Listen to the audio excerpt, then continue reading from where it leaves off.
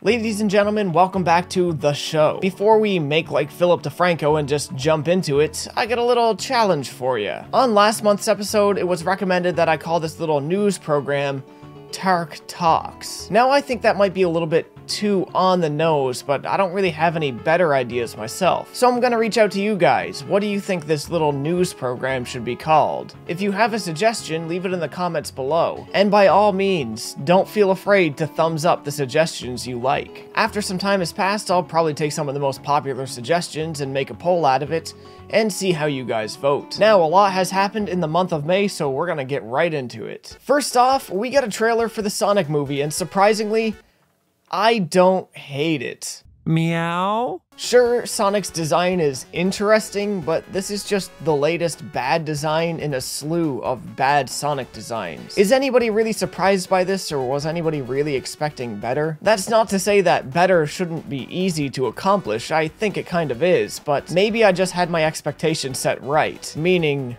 low. I've never really been the biggest fan of Sonic as a character. I find him a bit obnoxious, and I think a feature-length film focused around him was probably a bad idea to begin with. But what I've seen in the trailer, it looks like they might make it work. And Jim Carrey as Dr. Robotnik, pun intended, is likely going to carry the whole film. The use of Gangsta's Paradise for the soundtrack in the trailer also raised a few eyebrows, but I'm gonna let it pass because let's face it, Sonic is a true OG. However, this whole movie caused a massive discourse online. After everybody freaked out about the design, they announced that they were going to change the design prior to the movie coming out, and that they were not going to delay the movie to do this. Now, everybody assumed that this was going to force the animators into crunch time, which I'm not for and I don't think many people are. But I'm not willing to jump on the shoot first bandwagon here. I don't think crunch time is exactly guaranteed. There is a number of things that they could be doing to avoid this. The most obvious thing, of course, is hire more animators. If they gotta output more work in a shorter amount of time, then yes, bring on more bodies and get the work done.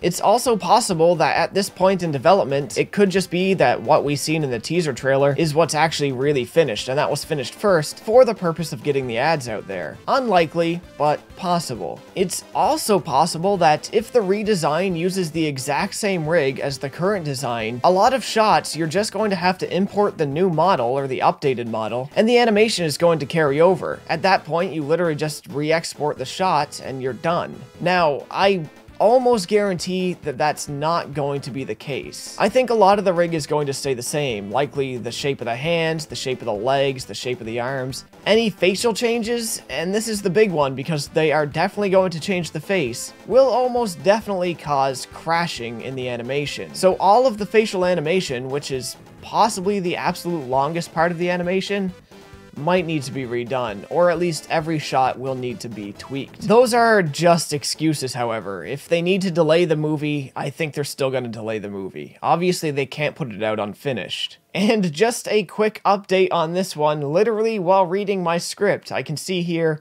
on Twitter, the Sonic movie is delayed.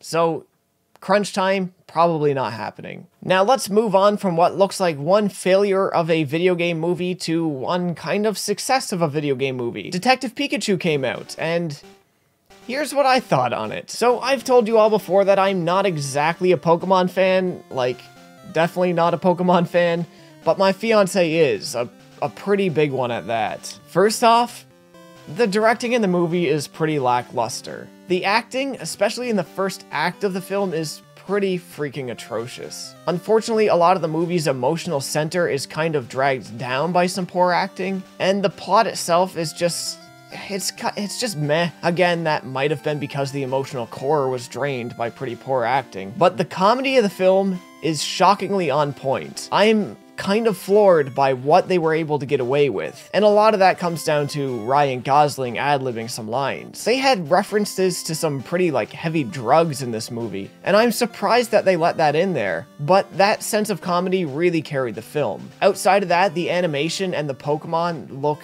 incredible, and there are so many charming little shots of all these little, sometimes large creatures that just put a smile on your face, even as somebody who's not a Pokemon fan. So I think that the movie actually, despite all of its flaws, and the flaws are pretty big ones, was charming enough that I enjoyed it. Surprisingly, I enjoyed a Pokemon movie. It's not exactly a great movie, but it's definitely worth at least one watch. And if you are a Pokemon fan, you're probably going to get a lot more out of it than I did. From here, I'm going to move on to some kind of terrible news. Unfortunately, Nippon Ichi Software in Japan seems to be under some pressure. And by pressure, I mean they seem to be bleeding money.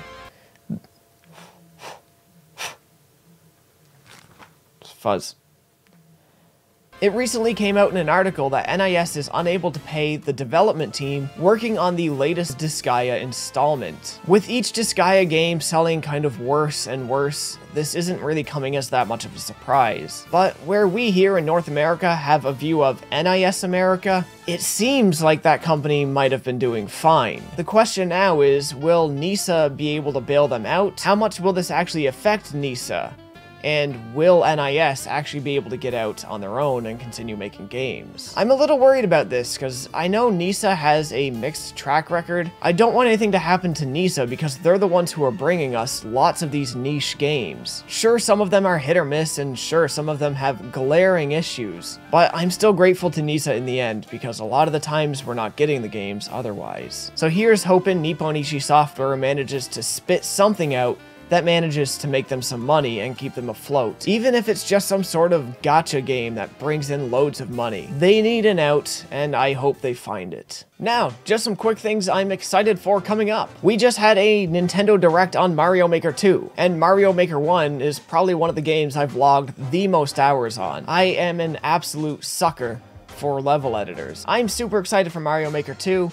If you guys haven't seen the Direct yet, check it out. For upcoming games in June that you should definitely be looking forward to, I'm going to throw Judgment and Trails of Cold Steel 2 at you. Keep your eyes peeled, because those two games I think are definitely going to be worth the money. Judgment I will likely be covering here on this channel. And if you guys want a channel recommendation this month, I'm going to throw the Backlog Battle at you guys. He covers a lot of niche RPGs as well, and I don't know how he does it, but he manages to get to them pretty friggin' early and put out really good reviews of them. So go give his channel a check. I'm sure he'll appreciate it. And from there, we're going to cover my last story of the day. This one put a huge smile on my face, and maybe it shouldn't, because it revolves around some pretty crappy news, but I am so happy to see that this happened. Omega Labyrinth Life in Japan is releasing with 2 different versions. Omega Labyrinth Life is releasing on the Nintendo Switch fully intact. All of its lewd content is going to be there. On the PlayStation, they dropped the Omega logo because in the logo it looks like a pair of breasts, and they just called the game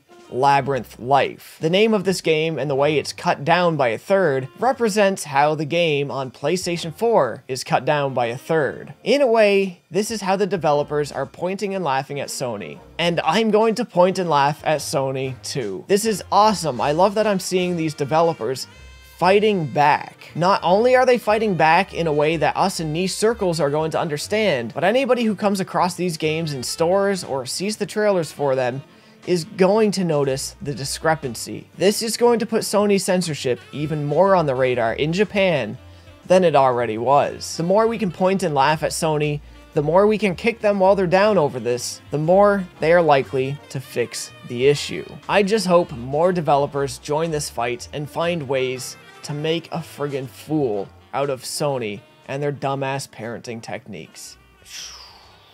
So, I'm pretty sure there was actually one other story in May, but whatever it was, it's probably none of my business, so I'm just gonna leave it where it is.